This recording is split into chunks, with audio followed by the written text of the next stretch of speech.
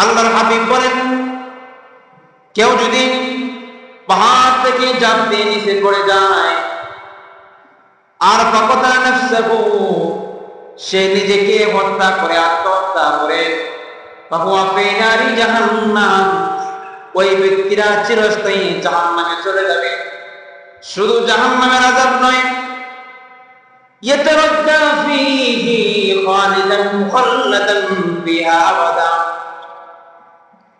জাহান্নামের সাধারণ শাস্তি তো সে ভোগ করবে। দুনিয়াতে যে পন্থায় সে আত্মহত্যা করেছিল, অর্থাৎ পাহাড় থেকে ঝাঁপ দিয়ে পড়েছিল, সে চিরকাল জাহান্নামে সেভাবে ঝাঁপ দিতে থাকবে। নাউযুবিল্লাহ পড়ে। ওমান তাহাসসা সুম্মান ফাকাতালা নাফসাহু, কেউ যদি বিষ পান করে নিজেকে আত্মহত্যা করে, আল্লাহ নবী বলেন, ফাসুমহু ফি ইয়াদিহি ইয়াতাহাসসা ফি নারি জাহান্নাম খালিদান মুখাল্লাদান ফিহা আবাদা। কিয়ামতের ময়দানে আল্লাহ রাব্বুল আলামিন তাকে চিরস্থায়ী জাহান্নামে নিক্ষেপ করবেন। জাহান্নামে নিক্ষেপ করার পর জাহান্নামের আযাব তো সে ভোগ করবে, সাথে সাথে ফি ইয়াদিহি ইয়াতাহাসসা ফি নারি জাহান্নাম, দুনিয়া দেশে বিষের বোতল নিয়ে আসে পান করেছিল, চিরকাল সে জাহান্নামে সেই বিষের বোতল হাতে নিয়ে বিষ পান করতে থাকবে আর বিষের যন্ত্রণা সে উপভোগ করতে থাকবে। নাউযুবিল্লাহ।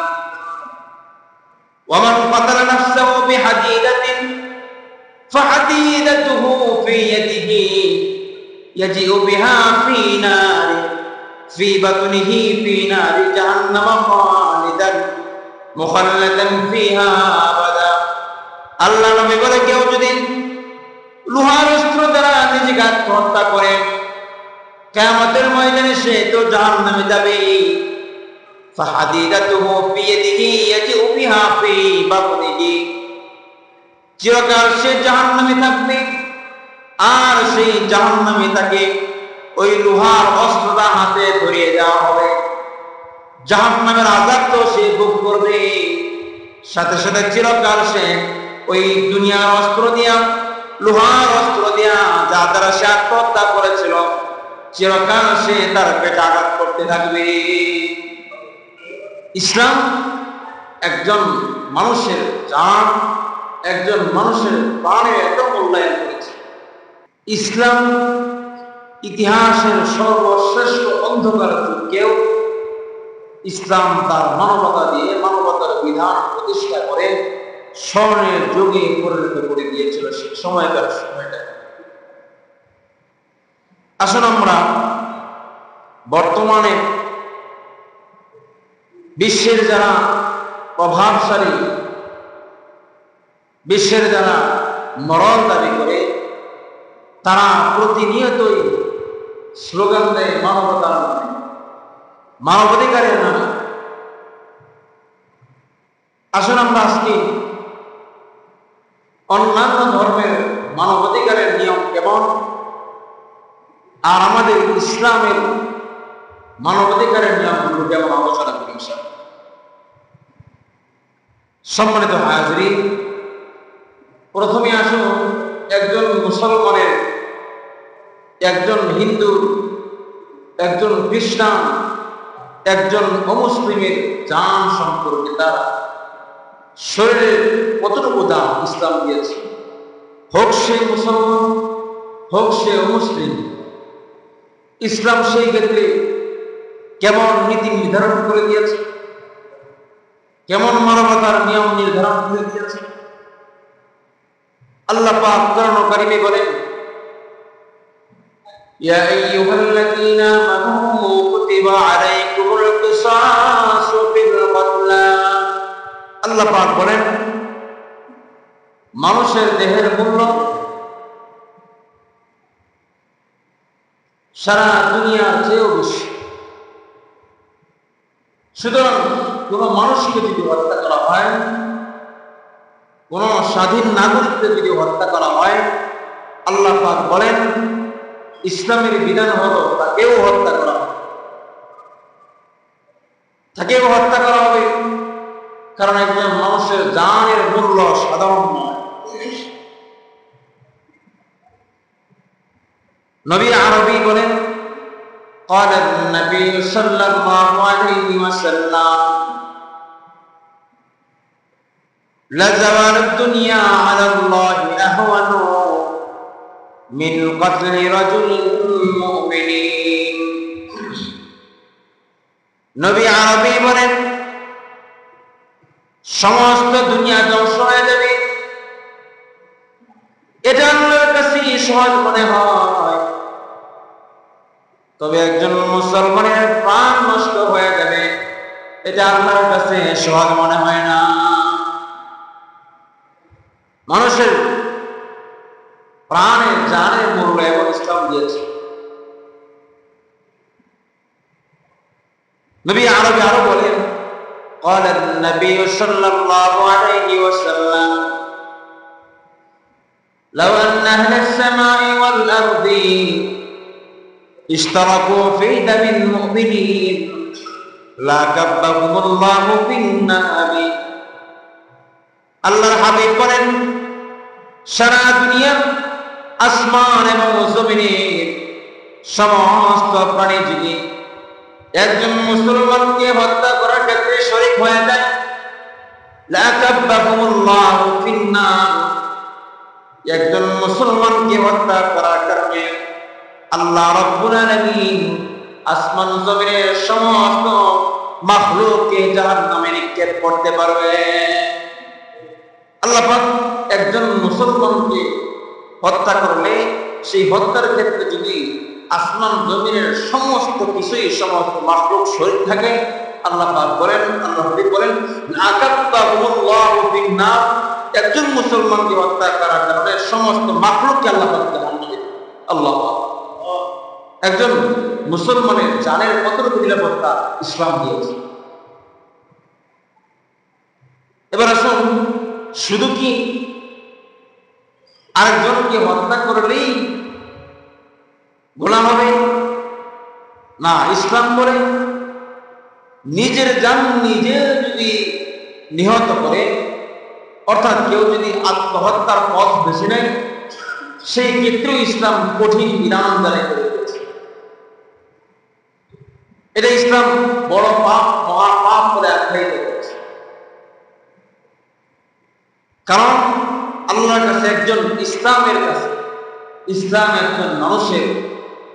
একজন মানুষের প্রাণের এতটুকু মূল্য দিয়েছে, কেউ যদি নিজের প্রাণ নিজেও শেষ করে দেয়, তারপর আল্লাহ পাক তার জন্য চিরস্থায়ী জাহান্নাম প্রস্তুত করে রেখেছেন। নাউযুবিল্লাহ। قال النبي صلى الله عليه وسلم من تردى من جبل فقتل نفسه فهو في نار جهنم يتردى فيه خالدا مخلدا أبدا। আল্লাহর হাবিব বলেন, কেউ যদি পাহাড় থেকে ঝাঁপ দিয়ে নিচে পড়ে যায় আর ফাকাতালা নাফসাহু, সে নিজেকে হত্যা করে, আত্মহত্যা করে, ফাহুয়া ফি নারি জাহান্নাম, ওই ব্যক্তিরা চিরস্থায়ী জাহান্নামে চলে যাবে। শুধু জাহান্নামের আযাব নয়, ইয়াতারাদ্দা ফীহি খালিদান মুখাল্লাদান বিহা আবাদা, জাহান্নামের সাধারণ শাস্তি তো সে ভোগ করবে। দুনিয়াতে যে পন্থায় সে আত্মহত্যা করেছিল, অর্থাৎ পাহাড় থেকে ঝাঁপ দিয়ে পড়েছিল, সে চিরকাল জাহান্নামে সেভাবে ঝাঁপ দিতে থাকবে। নাউযুবিল্লাহ পড়েন। ওমান তাহাসসা সুম্মান ফাকাতালা নাফসাহু, কেউ যদি বিষ পান করে নিজেকে আত্মহত্যা করে, আল্লাহ নবী বলেন, ফাসুম্মুহু ফি ইয়াদিহি ইয়াতাহাসসা ফি নারি জাহান্নাম খালিদান মুখাল্লাদান ফিহা আবাদা। কিয়ামতের ময়দানে আল্লাহ রাব্বুল আলামিন তাকে চিরস্থায়ী জাহান্নামে নিক্ষেপ করবেন। জাহান্নামে নিক্ষেপ করার পর জাহান্নামের আযাব সে ভোগ করবে, সাথে সাথে ফি ইয়াদিহি ইয়াতাহাসসা ফি নারি জাহান্নাম, দুনিয়া দেশে বিষের বোতল নিয়ে সে পান করেছিল, চিরকাল সে জাহান্নামে সেই বিষের বোতল হাতে নিয়ে বিষ পান করতে থাকবে আর বিষের যন্ত্রণা সে উপভোগ করতে থাকবে। নাউযুবিল্লাহ। ওয়ামান কাতালা নাফসাহু বিহাদিদাতিন ফাহাদিদাতুহু ফি ইয়াদিহি ইয়াজিউ বিহা ফি নারি ফি বাতনিহি ফি নারি জাহান্নাম খালিদান মুখাল্লাদান ফিহা আবাদা। আল্লাহ নবী বলে, কেউ যদি লোহার অস্ত্র দ্বারা নিজেকে আত্মহত্যা করে, কিয়ামতের ময়দানে সে তো জাহান্নামে যাবে। ফাহাদিদাতুহু ফি ইয়াদিহি ইয়াজিউ বিহা ফি বাতনিহি, চিরকাল সে জাহান্নামে থাকবে আর সেই জাহান্নামে তাকে ওই লোহার অস্ত্রটা হাতে ধরিয়ে দেওয়া হবে। জাহান্নামের আযাব তো সে ভোগ করবে, সাথে সাথে চিরকাল সে ওই দুনিয়ার অস্ত্র দিয়া, লোহার অস্ত্র দিয়া যা দ্বারা সে আত্মহত্যা করেছিল, চিরকাল সে তার পেটে আঘাত করতে থাকবে। ইসলাম একজন মানুষের জান, একজন মানুষের প্রাণে এত মূল্যায়ন করেছে। এবার আসুন, একজন অমুসলিম কেউ যদি কেউ হত্যা করে, তাহলে ইসলাম সেই ক্ষেত্রেও অধিকার নীতি নির্ধারণ করে দিয়েছে। قال النبي صلى الله عليه وسلم من قتل معاهدا لم يرح رائحة الجنة وإن ريحها توجد من مسيرة 40 عاما। আল্লাহর হাবিব বলেন, জান্নাতের এত গ্রাম হবে, 40,000 বছর দূরত্ব থেকে ওই জান্নাতের গ্রাম পাওয়া যায়। সুবহানাল্লাহ পড়েন। কিন্তু কেউ যদি একজন অমুসলিমকে হত্যা করে, কেউ যদি একজন স্বাধীন রাষ্ট্রে অমুসলিম নাগরিককে হত্যা করে, আল্লাহর হাবিব বলেন, এত দূর থেকে জান্নাতের গ্রাম পাওয়া যায়, কিন্তু কেউ যদি একজন মুসলিম নাগরিককে হত্যা করে, ওই লোকটা জান্নাতের গ্রাম পর্যন্ত পাবে না। ইসলাম একজন মুসলিমকে হত্যা করলে এত কঠিন বিধান নাযিল করেছে। শুধু সে জাহান্নামে যাবে বিষয়টা এমন না। একজন মুসলিমের পক্ষে নবী আলাইহিস সালাম সাক্ষী হবেন, তবে কেউ যদি মুসলিমকে জুলুম করে, অমুসলিমকে হত্যা করে, তাহলে সাধারণ মুসলিমের বিপরীতে নবী আলাইহিস সালাম বলেন, আমি তার বিপক্ষে বাদী হয়ে দাঁড়াবো। قال النبي صلى الله عليه وسلم ألا من قتل معاهدا أو انتقصه أو كلفه فوق طاقته। আল্লাহ নবী বলেন, শুনো, আলা শুনো, মান কাতালা মুআহাদান, কেউ যদি একজন মুসলিম নাগরিককে জুলুম করে, আও কাল্লাফাহু ফাওকা তাকাতিহি, অথবা অমুসলিম নাগরিকের উপর সাধ্যের বাইরে বোঝা চাপায়া দেয়, আও আফাদা মিনহু শাইআন বিগাইরি তিবি নাফসিন, অমুসলিম নাগরিক থেকে কেউ যদি চাঁদাবাজি করে, তার সাধ্যের বাইরে, তার অনুমতি ছাড়া তার থেকে টাকা পয়সা নিয়ে নেয়, আল্লাহর হাবিব বলেন, ফানা হাজিজুহু ইয়াউমাল কিয়ামাতি, যে ব্যক্তির এমন করবে, সে হোক না মুসলমান, কিয়ামতের ময়দানে অমুসলিম নাগরিককে জুলুম করার কারণেও আমি নবী তার বিরুদ্ধে বাদী হয়ে দাঁড়ায় যাব।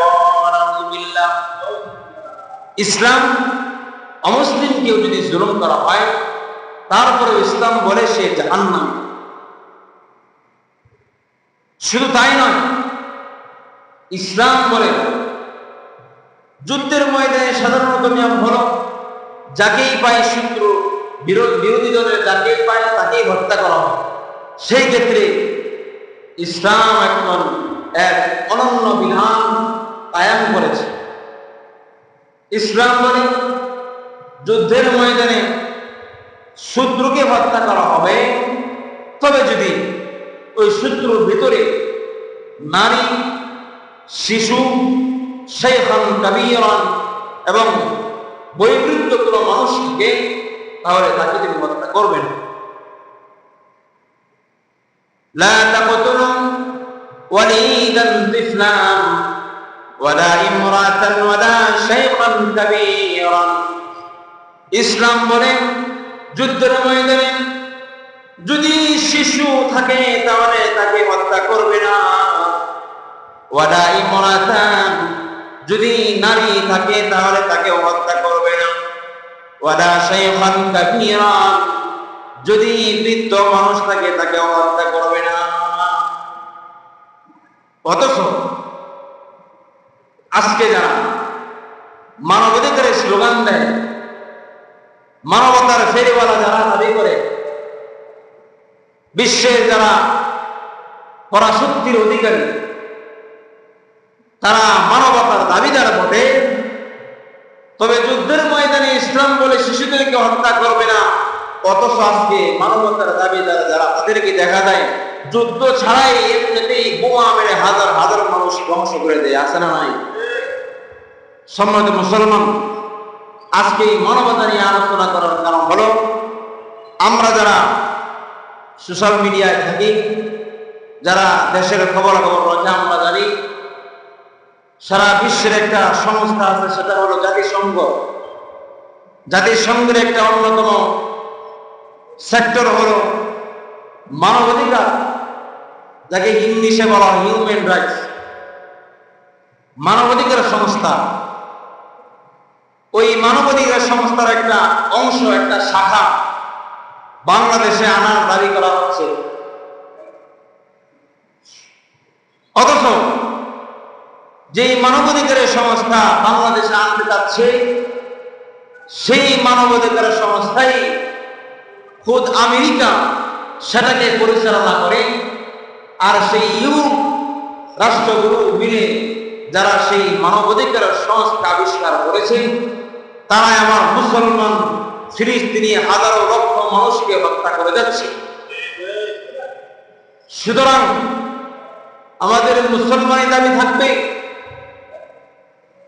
যেই দেশে হাজারো মুসলমান বাস করে, প্রায় 90% মুসলিম যেই দেশে বাস করে, যেই দেশে লক্ষ মসজিদ উপস্থিত, যেই দেশে হাজারো লক্ষ মসজিদ মাদ্রাসা অবস্থিত, যেই দেশের মাটিতে মাটির নিচে হাজারো লক্ষ কোটি ওলিয়া উলিয়া শাহিদ আছে, যেই দেশের মাটিতে হাজারো আল্লাহওয়ালা বিচরণ করছে, যেই দেশের মাটির মানুষের ঘুম ভাঙে আল্লাহু আকবার সুরে সুরে, যেই দেশের মাটির মানুষের ঘুম জুড়ে ঘুম যায় আল্লাহু আকবার সুরে সুরে, যেই দেশের পাখিগুলো ঘুম ভাঙে আল্লাহু আকবার আযানে ধ্বনিতে, সেই 90% মানুষের জমিনে, সেই 90% মুসলিম রাষ্ট্রে ওই অমুসলিমদের আইন বাস্তবায়ন হবে, এটা এই দেশের মুসলিম কেউ মেনে নিতে পারে না।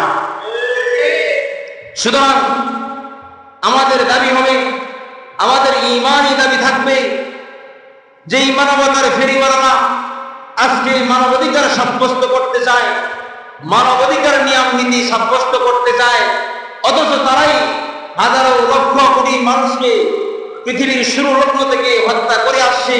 ইরানকে তারা পায়তারা করছে ধ্বংস করার জন্য, ইরাককে ধ্বংস করেছে, আফগানিস্তান 20 বছর যাবত তারা মানুষ হত্যা করেছে, এবার ইয়ামানে মানুষ হত্যা করেছে, তারা সিরিয়াকে ধ্বংস করেছে, তারা শেষ পর্যন্ত 20 বছর যুগকে যুগ ধরে ফিলিস্তিন নিরীহ মুসলমানদেরকে হত্যা করে আসছে। ওই হত্যাকারীদের মানবতার সংস্কারে বাংলাদেশে ঠাঁই দেওয়া যায় না। যে ইসলাম বলে ওয়ালা তাকতুলু ওয়ালিদান তিফলান, যুদ্ধের ময়দানে বিরোধী দলের শিশুকে তুমি মারবে না, ওয়ালা ইমরাতান, নারীকে তুমি প্রহার করবে না, ওয়ালা শাইখান কাবীরান, তুমি সেই বিরোধী দলের বৃদ্ধ মানুষকে তুমি প্রহার করবে না, মারবে না। সেই ইসলামের বিধান না মেনে আমরা কোন মানব রচিত কোন ইহুদি খ্রিস্টানদের তার কালচার অনুসরণ করতে পারি না। ইহুদি খ্রিস্টানদের কালচার বাস্তবায়ন করার জন্য বাংলাদেশে অফিস দেওয়া হবে, বাংলাদেশে ঠাঁই দেওয়া হবে, বাংলাদেশে শাখা খোলা হবে, এটাই দেশের মুসলমান মানতে রাজি না। মুসলমান, আজকে আমি আপনি যদি এটা নাও বুঝি, কিন্তু দুদিন পরে দেখবেন আপনার সন্তান আপনাকে ঘর থেকে বের করে দেয়, আপনার সন্তান আপনার কথা মানে না, আপনাকে প্রহার করে, বৃদ্ধ এসে আপনাকে বৃদ্ধাশ্রমে ফেলে আসে। তখন আপনি মানুষের কাছে মামলা দায়ের করবেন, থানা বা রাষ্ট্রের কাছে মামলা দায়ের করবেন। তখন ওই মানবাধিকার সংস্থা বলবে আমাদের নিয়ম হলো একজন মানুষের সে তার ইচ্ছা, তার স্বাধীনতা আছে, সুতরাং তুমি পিতাকে বৃদ্ধাশ্রমে রেখে আসবে, এটা তোমার জন্য ভালো কথা। তখন এই কথা বলবে।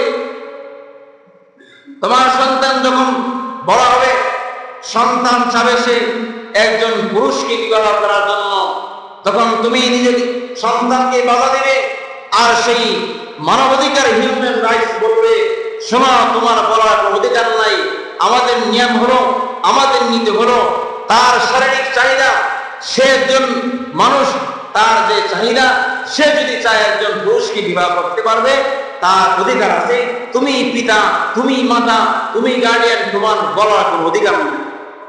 তখন বুঝে আসবে এই সমাজটা কতটুকু ভয়ঙ্কর। তাদের নিতে হলো,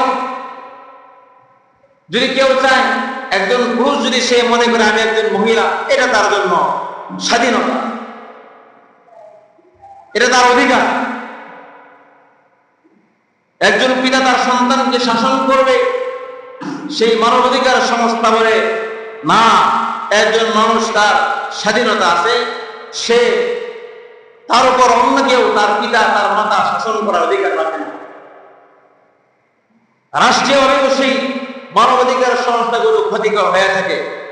আমরা যারা শিক্ষিত মানুষ, আজকেই গিয়া লিখবেন হিউম্যান রাইটস অথবা মানবাধিকার সংস্থা কি, এই কথাটা লিখে সার্চ দিবেন, মানবাধিকার সংস্থা কি এই লিখে সার্চ দিবেন, দেখবেন 2-3 লাইন পরে একটা পেজ আসবে, হোম পেজ আসবে, ওইখানে আপনি চাপ দিবেন, দেখবেন মানবাধিকারের নীতিমালা কি, এইখানে চাপ দিবেন, কিছুক্ষণ পরে 4 নাম্বার 5 নাম্বারে দেখতে পাবেন ওইখানে লেখা আছে মানবাধিকার এমন এক সংস্থা, যে সংস্থা যে দেশে থাকবে ওই দেশের আইন কানুন, ওই দেশের ক্ষমতার ঊর্ধ্বে তারা থাকবে। মানে কি বুঝলেন? যেই দেশে মানবাধিকার সংস্থা থাকবে, ওই শাখা থাকবে, ওই দেশে তারা নিয়ম নীতি এমন ভাবে জারি করবে যেখানে ওই রাষ্ট্রের, যেমন বাংলাদেশে যদি তার হয়, তাহলে বাংলাদেশের ক্ষমতা থাকবে না তারা ওই মানবাধিকার সংস্থার উপর কোনো আইন প্রয়োগ করা, বরং তারা নিজেরাই স্বয়ংসম্পূর্ণ। এই কথা আমার নিজের না, আপনারা সাহায্য দেখবেন আছে। তারা তো আমাদের বাংলাদেশকে ক্ষমতাশীল, তারা আমি আপনার কথা কেন মানবে? সুতরাং আজকে মুসলমানের প্রতিটা মুসলমানের দাবি থাকবে ওই অমুসলিমদের মানবতার ফেরিওয়ালা, মানবতার স্লোগানদারী, মানবতার যতদারী, মানবতার মুখোশওয়ালা অমানবিক সমাজটা যেন বাংলাদেশে ঠাঁই না পায়। প্রতিটা মুসলমানের ইমানই দাবি থাকবে এই কথা বলা, এই কথা স্লোগান দেন। সম্মানিত হাজির, বলছিলাম ইসলাম শুধু একজন মুসলমানকে নিরাপত্তা দেয় না, বরং ইসলাম একজন অমুসলিমকেও তার জানের নিরাপত্তা দেয়। এবার আসুন 2 নম্বর বিষয়, জান এবং তারপরেই যে বিষয়টা আছে সেটা হলো সম্মান, মান। ইসলাম একজন মানুষের মর্যাদা রক্ষার্থে কতটুকু অধিকার সাব্যস্ত করে দিয়েছে। নবী আরবি বলেন, قال النبي صلى الله عليه وسلم بحسب من الشر أن يحقر أخاه المسلم। একজন মুসলমান, একজন মানুষ মালিকের কাছে নিকৃষ্ট হওয়ার জন্য এতটুকুই যথেষ্ট যে সে একজন মুসলমান ভাইকে সে তুচ্ছ-তাচ্ছিল্য করলো। শুধু আপনি টিটকারি দিয়ে একটা হাসি মারলেন, নবী আরবি বলেন এই লোকটা আল্লাহর সবচেয়ে নিকৃষ্ট। আমি প্রথমে যে কোরআন থেকে আয়াত পাঠ করেছি সেখানে আল্লাহ পাক বলেন, ইয়া আইয়ুহাল্লাযীনা আমানু লা ইয়াসখার কওমুম মিন কওমিন আসা। আল্লাহ রাব্বুল আলামিন আয়াতের ভিতরে বলেন, শোনো ইমানদারে ধরে না, তোমরা একজন আরেকজনকে টিটকারি মারবে না, একজন আরেকজনকে তোমরা হাসির পাত্র বানাবে না। কারণ তুমি যাকে দেখে তুমি হাসছো, হয়তোবা ওই লোকটা তোমার চেয়ে উত্তম। আল্লাহ পাক এই আয়াতের ভিতরে বলেন, ওয়ালা তালমিজু আনফুসাকুম ওয়ালা তানাবাজু বিল আলকাব। শোনো, তোমাদের একজন মানুষের মর্যাদা রক্ষার্থে তুমি একজন মানুষের দোষ তুমি তালাশ করবে না, তার দোষ তুমি খোঁজ করবে না, দোষগুলো তুমি তালাশ করে করে বেড়াবে না। এমনকি তুমি তার নামকে বিকৃত করে উচ্চারণ করবে না, কারণ বিসাল ইসমুল ফুসুক বাদাল ঈমান। একজন মুসলমান সে ঈমান আনার পরে আরেকজন মানুষের নামকে সে বিটকায়া রাখতে পারে না, আরেকজন মানুষের নাম সে বিকৃতভাবে উচ্চারণ করতে পারে না। আল্লাহ পাক বলেন, কেউ যদি অন্য মানুষকে নিয়ে হাস্য করে, টিটকারি মানে আর কি করে, অথবা অন্য মানুষের দোষ তালাশ করে করে বেড়ায়, অন্য মানুষের নাম বিকৃত করে ডাকে, ওয়াল্লাম ইয়াতুবা উলাইকা হুমুদ যালিমুন। এই কাজগুলো করার পর সে যদি তওবা না করে, মালিক বলেন ওই সমস্ত মানুষগুলোই হলো সবচেয়ে বড় জালেম। আয়াত আমাদেরকে বলে, একজন মানুষকে অসম্মান করবে তো দূরের কথা, তাকে তার নামটাও বিকৃত করে উচ্চারণ করা যাবে। আরেক আয়াত আল্লাহ পাক বলেন, ইয়া আইয়ুহাল্লাযীনা আমানু ইজতানিবু কাসীরাম মিনাদ-দন্ন ইন্না বা'দাদ-দন্নি ইসমুন ওয়া লা তাজাসসু ওয়া লা ইয়াগতাব বা'দুকুম বা'দা। আল্লাহ পাক বলেন, শোনো, একজন মানুষকে তার সম্মান নষ্ট করবে তো দূরের কথা, তার বিষয়গুলো, তার গোপনীয় বিষয়গুলো তুমি তালাশ করবে না, তার প্রতি তুমি অহেতুক ধারণা করবে না। কারণ তুমি যে ধারণা তার প্রতি করছো, হয়তো তোমার ধারণাটা কল্পনা, হয়তো তোমার ধারণা ভুল, হয়তো তোমার ধারণাটা একটা বড় গুনার কারণ হয়ে দাঁড়াবে। শুনে, একজন অপরজনের বিরুদ্ধে, একজন অপরজনের আড়ালে গীবত করো না। আইয়ুহিব্বু আহাদুকুম আইয়াকুলা লাহমা আখিহি মাইতান ফাকারিহতুম। তোমাদের ভিতরে কেউ চায় না, কেউ কি ভালোবাসে তার মৃত ভাইয়ের গোশত খেতে? এটা অবশ্যই সে চায় না। সুতরাং তুমি একজন মানুষকে তার সম্মান নষ্ট করার জন্য তার অগোচরে, তার আড়ালে তার গীবত করো না। আল্লাহ পাক বলেন, ইন্নাল্লাহা তাওয়াবুর রহিম। সুতরাং তুমি যদি একজন মুসলমান হয়ে এগুলি করে থাকো, তুমি যদি নিজেকে মুমিন দাবি করো, আর তোমার মাধ্যমে যদি গীবত হয়ে থাকে, তুমি যদি অন্যের দোষ তালাশ করে থাকো, এই গুনাহগুলো যদি তুমি করে থাকো, তাহলে আজকে তুমি তওবা করো, কারণ তুমি যার কাছে তওবা করো তিনি হলেন দয়ালু রহিম। আল্লাহ পাক ইসলামে ভাই একজন মানুষের সম্মানকে নিরাপদ রাখার, একজন মানুষের সম্মান বাঁচানোর অধিকার এবং তার অধিকার ইসলাম সেই নিয়ম সাব্যস্ত করে দিয়েছে। একজন মানুষের সম্মান যেন নষ্ট না হয়, সম্মান নষ্ট যে সমস্ত যে সমস্ত পথ আছে, ওই সবগুলো পথ ইসলাম একজন মুমিনের উপর হারাম করে দিয়েছে। সুতরাং যারা আজকে মানবতার দাবিদার, তারা প্রত্যেকটা নিয়ম তাদের অসম্মানের দিকে যায়। একজন মানুষকে হাস্যকর পাত্র বানায়, এটা আমরা টেলিভিশন দেখলেই বুঝতে পারি, খবর দেখলেই বুঝতে পারি। তারা বিশ্বের বড়, তারা অন্য দেশকে হাসির পাত্র বানায়, খেলান্তি মনে করে। আল্লাহ পাক নবী বলেন, এক অমানিক কমকে যেন হাসির পাত্র